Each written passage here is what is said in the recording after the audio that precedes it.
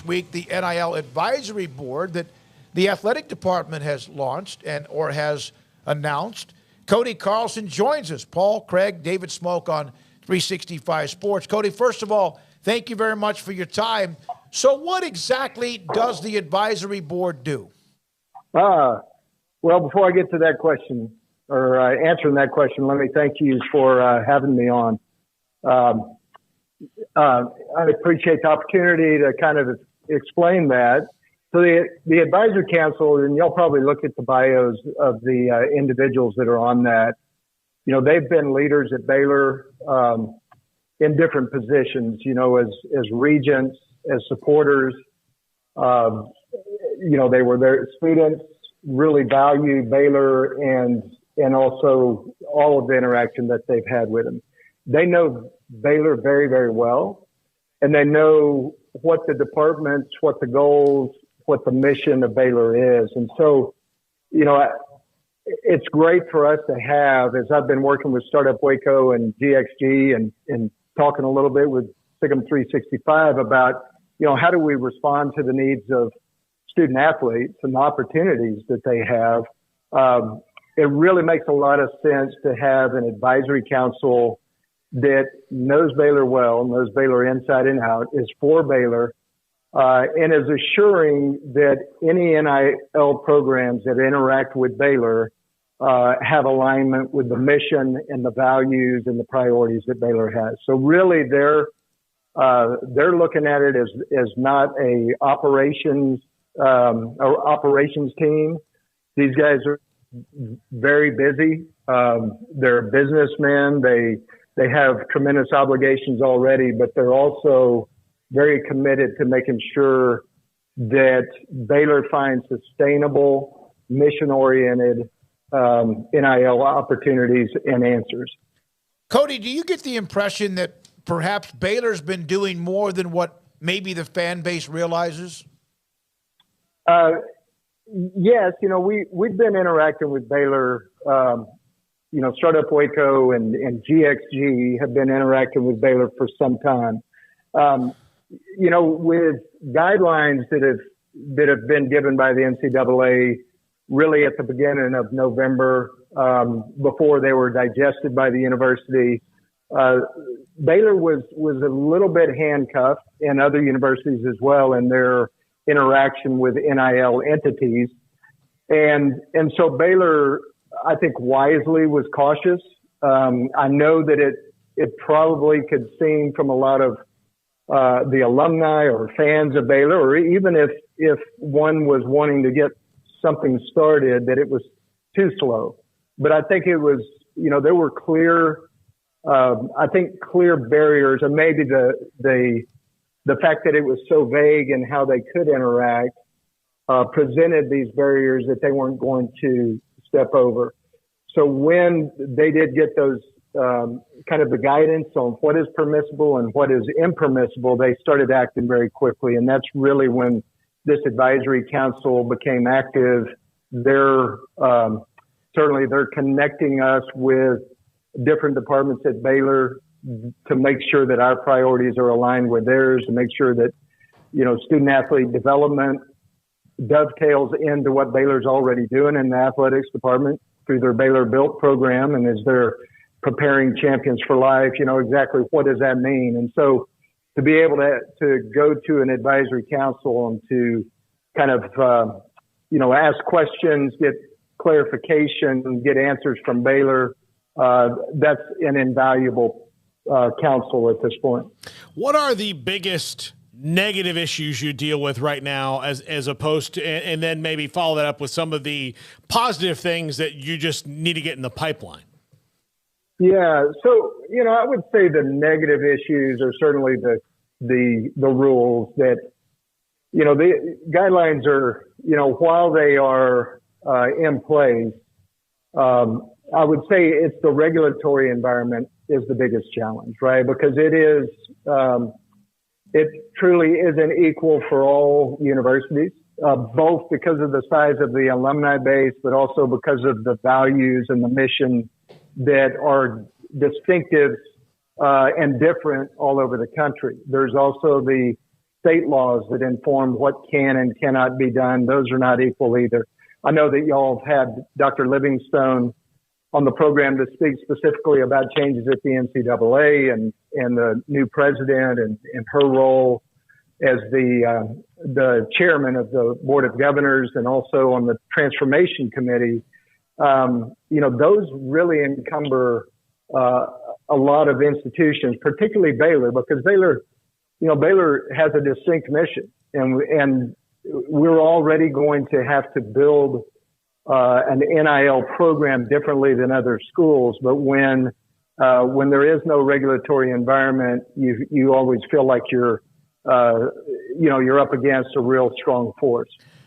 Cody, how much of it, I don't know if Mac brought you up into this, but when he was talking about how donors, Baylor doesn't have a massive alumni base, but they always seem to have enough money when they need it. I was told that back even 12 years ago. But how much of a give and take or almost a anxiety of if someone's going to give, do they give to the facilities, the pavilion, they do all that, or, now we've got this NIL thing?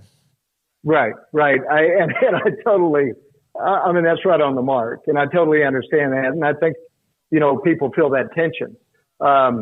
There's a certain amount of money that's needing to be raised. There are sometimes incentives that come with different departments that Baylor can offer certain assets. There are whatever an NIL entity does. They can't offer the university's assets. So there are some restrictions there. But I do think that, that there are some, just kind of to look at it,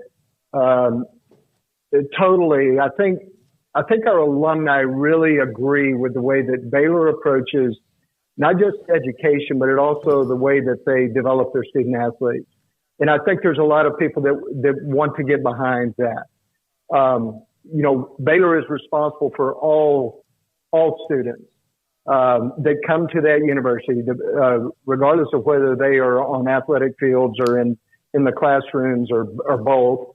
I should say, and both. They take that seriously about the product that comes out of Baylor University. They take it seriously that the young people get a chance to grow, that they get a chance to explore their faith, that they understand what it means to be a productive participant in society. And so I think as we describe opportunities that student athletes have, as we tell those stories, as we talk about the opportunities for them to develop their understanding of entrepreneurship, their understanding of utilizing social media responsibly, understanding the way that this world works with financial literacy, then they will be supportive of that. But I absolutely understand that there is a pool that generally supports a lot of the capital campaigns. We do have to broaden that pool. While the alumni base isn't large, there are a lot of people that that we're not connecting with at this moment. And so I think that's also with Baylor's participation, with their understanding, with trying to align with advancement and to be somewhat educated by them, but also utilize them. They have very strong relationships. This is an addition to what's going on. And so there's a significant challenge there, but I think it's something that's necessary for Baylor to continue to thrive, continue to have that brand that is public facing, that is very, very well respected. A big part of that certainly is the leadership on the academic side, on the institution side, the Board of Regents, but a big part of it also is the leadership in our sports programs. And so that is vital for us to give those leaders the opportunity to excel.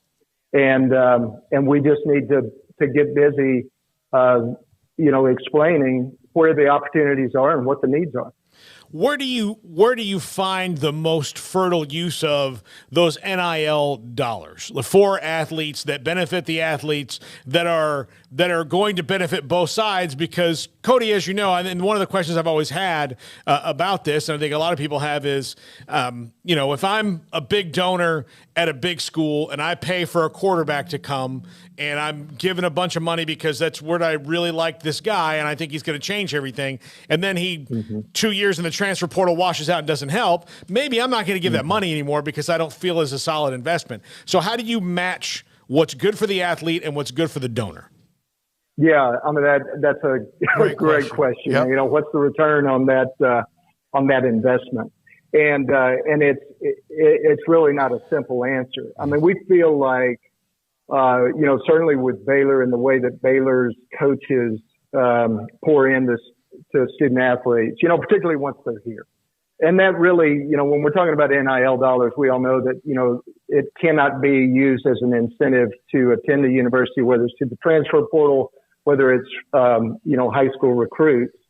Once they are here, it's really understanding them and their needs. And so, we know that that a lot of the football players that enter the school, their dreams are to play in the NFL. A lot of basketball players that enter this school and other schools their dream is to make it to the top. And there's no reason not to strive for that.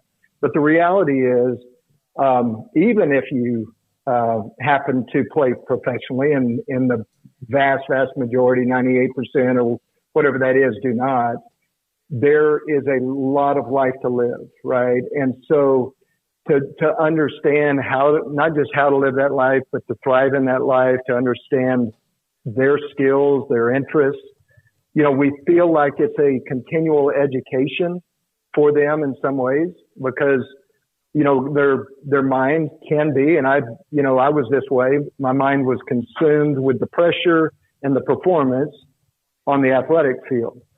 So to be able to, take advantage of the opportunities that you do have, even if they're small windows, and consistently reinforce the value of these programs. So as Startup Waco in, 2018 was launched by the city, the county, the Chamber of Commerce, and the different chambers of commerce in the city, and business leaders. It was to educate and support entrepreneurship.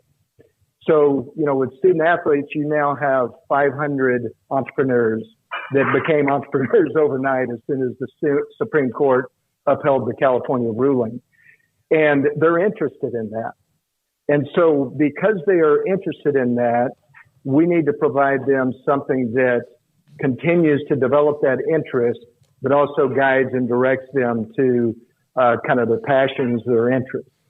So, it's a long answer, and I hope I didn't talk all the way around that question, but I think it truly is investing in those student athletes, because it's a big opportunity for retention, both our student athletes and our coaches. It matters to all of those people how our sports teams do, but also that they're getting access to opportunities, which now has been created by NIL in some unique ways. Cody, a question about Baylor football. Obviously, you can't discuss recruiting, whatever, but they come off 6-7. We know last year, 2021, was the best season in the history of the school when it comes to 12-12, Big 12, and Sugar Bowl. Your thoughts on what you saw and what you expect going forward? Yeah, I can give you my thoughts, but I always tell, and I have to tell the coaches this, that I'm never going to talk to them about what I see and what I think. But since, we're now turning toward a fun part, I will say that, some of the inexperience showed, obviously. I think it's easier to see contrast maybe than it is to really identify for me what some of the weaknesses were. One of those things, and y'all know this, and probably everyone else, is the games that we won by just a few points last year because of because of experienced leadership on both sides of the ball. We didn't win because maybe we didn't have experience making the decisions at that, critical time. I think there was a lot of growth and there was a lot of building character this year, right? Because there was a lot of disappointment. They played well enough to win a lot of those games when it came down to, making the critical play late in the ball game. We just didn't execute it. And sometimes that builds upon itself the same way that winning those games builds upon itself. Probably is crystallized in the TCU game when the experience of Max Duggan really, really mattered. And he was able to make all the plays at the right time to set them up. And then amazing that they were able to run the field goal team out there. They had, it wasn't just about practice. It was also about belief. And sometimes until you've been there and sometimes until you catch a break or because you just get it a little bit more, then you just don't have that belief. So, and I do want to qualify that and say I'm not a TCU fan, but I do think they did a tremendous job this year, and I was really sorry to see that the moment whatever that was just too big, or the team was just too good that they played against in Georgia. Cody, as always, great. It's great to hear from you, man, and keep doing what you're doing. And also, I think it's great Baylor finally announced this, because I do think people were getting a little antsy about it, and this is now more public. Others have, of course, done that at other universities and colleges and programs. Good luck with it, and thanks for your time. Okay, guys, thank you very much. It was good to be on with you. You thank too. You. Great to have you. Cody Carlson, part of the NIL Advisory Board at Baylor. Other name